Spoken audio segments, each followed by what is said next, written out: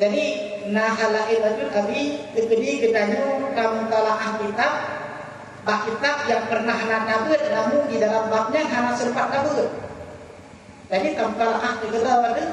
Jadi ilmu yang kita pahami lewat kamu talaah kegedawan babnya dalam kitab yang sama yang kada dengan Quran, cuma hana sempat tabut babnya.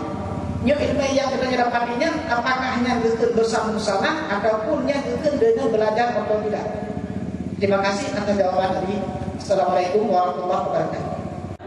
Secara umum, ilmu yang dapat pelajari dapat caranya menyuadanya nana bertentangan dengan yang dipahami di mayoritas ulama yang anggap macam bersambung. Karena lagi tanya cak pula, kita mengorganisasikan ini budi benar. Kita baca Quran ini budi orang. Kaji ini budi, itu budi, ini bapa budi, dewa. Itulah kita baca Quran, buat Quran enggak ada puisi.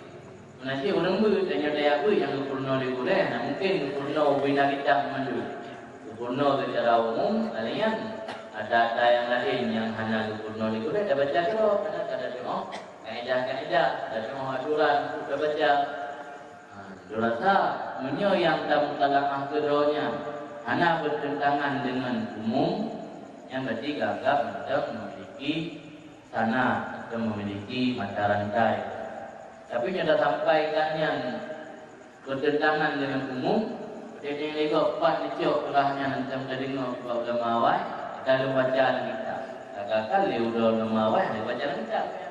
Ya ada yang bertentangan benar-benar yang boleh kita pegang yang berarti ilmu yang pelajari secara otodidak, bersambung.